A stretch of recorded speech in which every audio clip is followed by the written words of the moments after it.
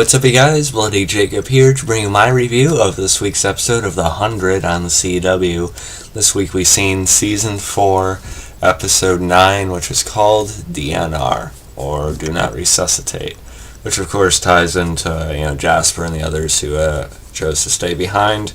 I'll talk about that in a second.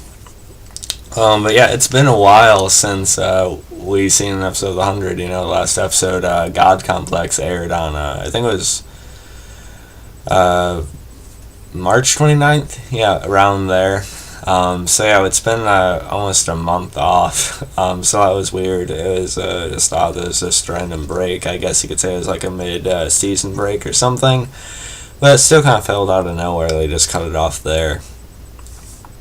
But nonetheless, glad to be watching the show again. I enjoyed this episode quite a bit. I'll just say right off the bat, if I could rate this episode, I'd rate it probably about a very strong 8.8 or maybe an 8.9 out of 10. I did like it that much. Partly because it was just a good episode, and partly because it's been a while since I watched The 100. So it was good just to see it again. So a big part of this episode, like I said, dealt with Jasper and the others, still kind of refusing to go along, to the bunker and everything. They don't want to spend 5 years, almost living like they were on the Ark and everything like that, listening to Jaha and things like that. They'd rather just sort of die and go out, having fun and doing what they want to do, or, things like that. And, meanwhile, you had Harper joining up with it, which I thought was kind of a little out of nowhere, really. That she just sort of lost, faith, or, kind of went more with Jasper's mentality. Harper, I like her, but, she's kind of still like an underdeveloped character, so when I try to give her, moments like this, it doesn't always land because we don't see a lot of her, so it doesn't feel like it's really built up at all. So that stuff is kind of like my one issue with the episode. I will say there was some good acting involved with it, though. Like when Bellamy is saying goodbye to Jasper and everything like that. So there's definitely some good acting that went into it, just like the general writing for it, though it seems a little bit odd at times. And then, of course, you still had Raven, working, and, she's slowly kind of losing her mind in a way. There's even the possibility that she might actually end up dying from this, because there's something in her head that's continually bringing her further and further down. I know I'm not explaining it the right way, but she's also seeing Becca.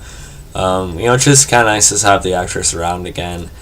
We get a really good scene between Raven and Murphy in this episode, actually. Murphy actually apologizes for, when he shot her in the leg all the way back in Season 1. And I thought that was a really nice moment, really a genuine moment. Pretty good acting between both Lindsey Morgan and Richard Harmon. So I liked the Raven and Murphy stuff quite a bit. And then he had some very important things going on with Clarke and, Rowan and stuff like that, which I thought was very good as well.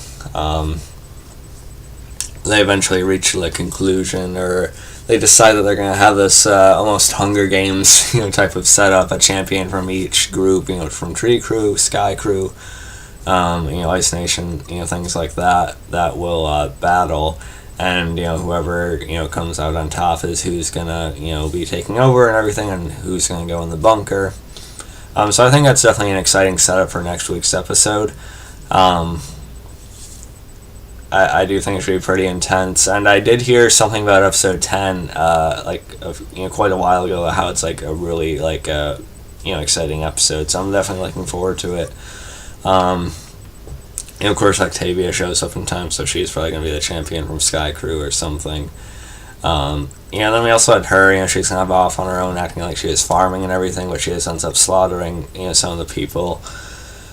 That stuff was okay. It was probably even weaker than the Harper stuff, honestly. I just don't like Octavia that much, and I don't know, the writing with her is kind of weird. I don't really buy her and Elliot's relationship either, it just doesn't work. I don't know. But luckily, the Raven stuff and the Clarke and Rowan stuff was still really strong, so I like that quite a bit. What I don't want to happen, though, is to have, like, I like Echo, though, so I hope Octavia just doesn't, like, beat her somehow in next week's episode and, kill her or something. That'd be really annoying to me. But nonetheless, still really like this. It was a little bit frustrating, though, when Clarke was about to take in the trip to become the commander and everything. I'm essentially putting, like, potentially the spirit of Lexa in her and everything like that. I still think that's something they're going to do in some form or fashion this season, by the end of it. But it was just really convenient to have her mom pop in right then and there again. Like, I don't mind that they haven't really spent a lot of time with Abby this season, but she always pops up just to try and treat Clarke like a kid again, and it just... but nonetheless, I still really like the good parts of the episode, like I did talk about, even though it sounds like I'm complaining a lot about it. I still did really like this episode. Glad the 100's back. These final 4 episodes should be pretty good. We got 10, 11, 12, 13.